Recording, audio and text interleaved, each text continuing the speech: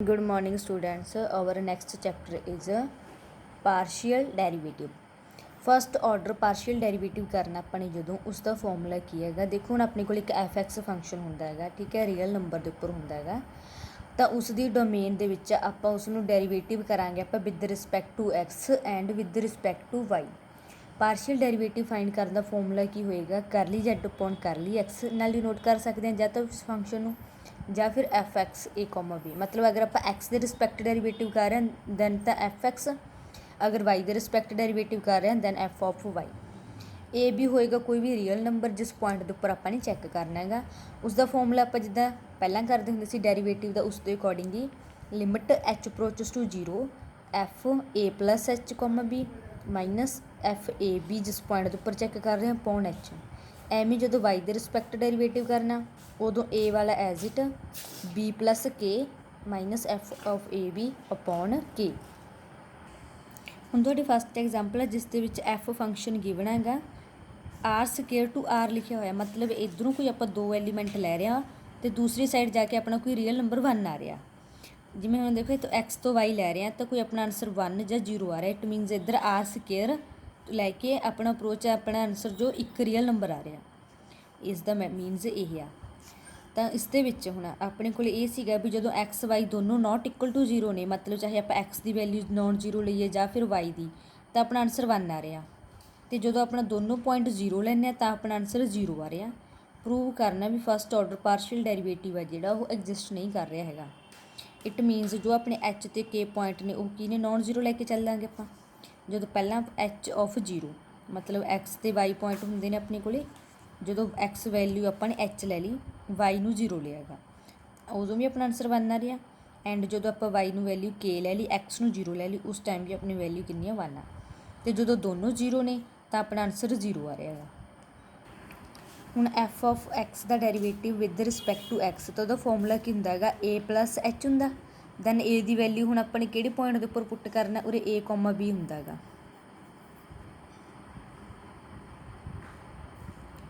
ਏ comma B ਹੁੰਦਾ ਇਹਦਾ ਮਤਲਬ ਏ ਵੀ 0 ਆ, ਬੀ ਵੀ 0 ਆ। ਏ ਦੀ ਉਰੇ ਆਪਣੇ ਕੋਲ ਹੁੰਦਾ ਏ plus H means 0 plus H minus B point 0 minus A B 0 point upon H.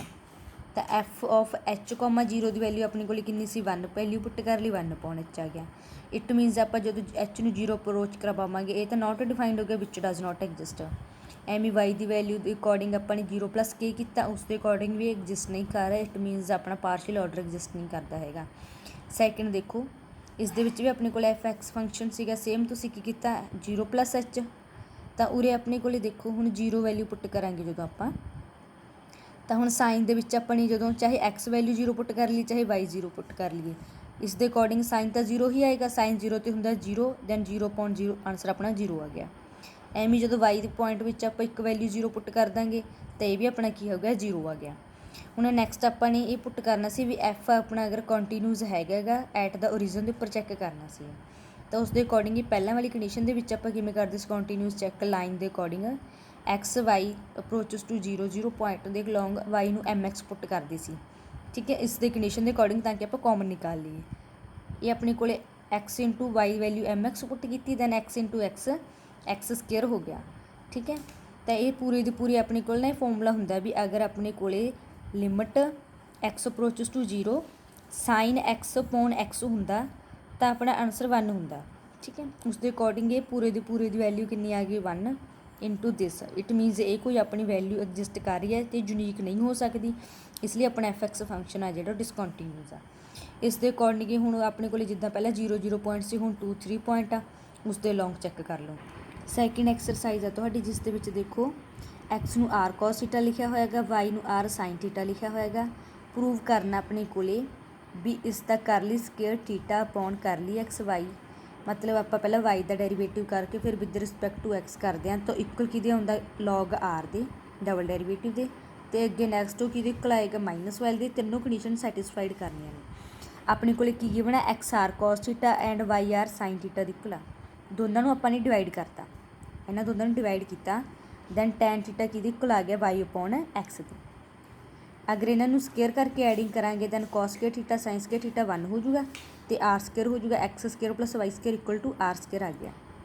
इत्थों अपने कोले थीटा की वैल्यू कितनी आ गई tan inverse y upon x आ गया। ठीक है, हुण इसका डेरीवेटिव किया विद रिस्पैक्ट टू y, क्योंकि करली थीटा अपॉन करली y है अपने कोले, इसलिए करली थीटा अपॉन करली y किया। tan इनवर्स का फॉर्मूला कितना होंदा 1 अपॉन 1 बस x स्केयर होंदा 1/1 प्लस x स्केयर होंदा है tan इनवर्स का डेरीवेटिव।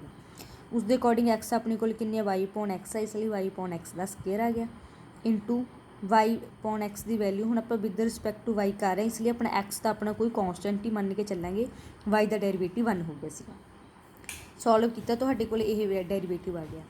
इस तो बाद इसका डेरीवेटिव x के रिस्पैक्ट करना, इसका पूरे के पूरे डेरीवेटिव अपन x के रिस्पैक्ट डेरीवेटिव करता तुहाडा।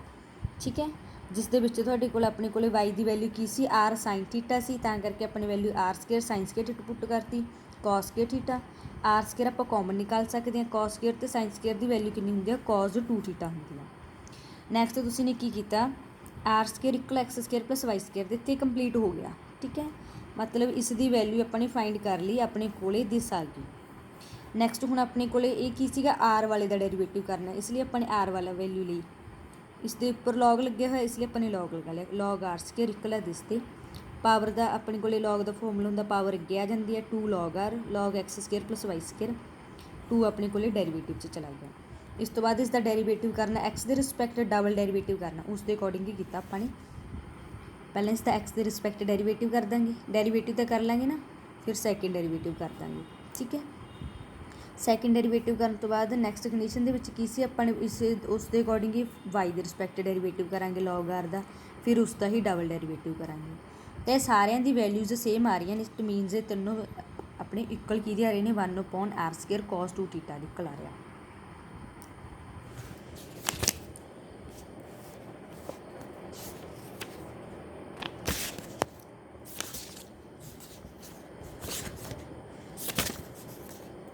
फिर इन्हों का होमोजीनियस फंक्शन आ गया।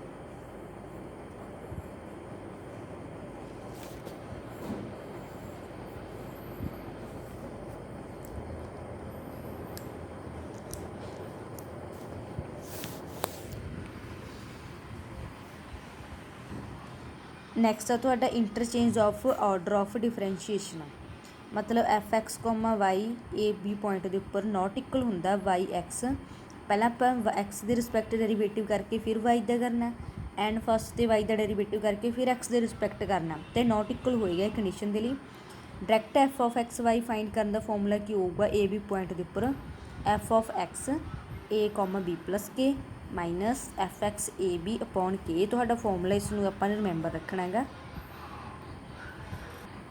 थोड़ी एक्सरसाइज का फस्ट एग्जाम्पल देखो की है भी अपने को लैट किया F X Y this function X Y not equal to 0, अगर दोनों पॉइंट 0 तो 0 आ रहा, शो करना एफ ऑफ एक्स वाई तो Y comma X not equal नहीं।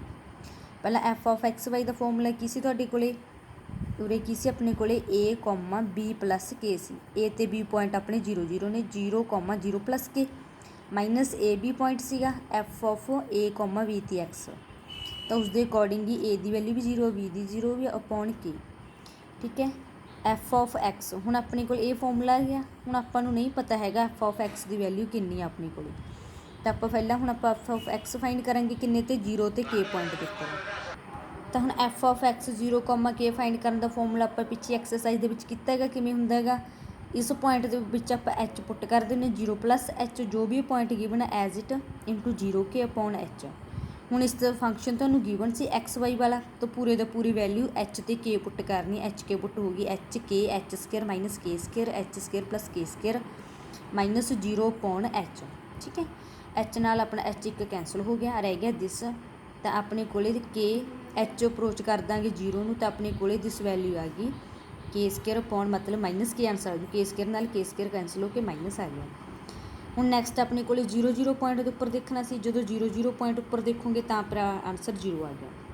ਤਾਂ ਹੁਣ F of X comma Y ਦੀ ਵੈਲਿਊ ਇਸ ਦੀ ਜਗ੍ਹਾ 'ਤੇ ਆਪਾਂ ਕੀ ਵੈਲਿਊ ਪੁੱਟ ਕੀਤੀ ਹੁਣ ਮਾਈਨਸ ਕੇ, ਇਸ ਦਾ ਆਂਸਰ ਆਪਣਾ 0 ਆਇਆ ਅਪੋਨ ਕੇ, ਤਾਂ ਆਂਸਰ ਤੁਹਾਡਾ -1 ਆ ਗਿਆ। ਐਜ਼ ਇਟ ਹੀ ਤੁਸੀਂ F of Y X find ਕਰੋਗੇ, ਉਸ ਦੇ ਲਈ ਕੀ ਕਰਨਾ ਹੈਗਾ, ਜਿਵੇਂ 0 + ਕੇ ਕੀਤਾ ਸੀ ਹੁਣ 0 + ਐਚ ਕਰਾਂਗੇ, ਠੀਕ ਹੈ।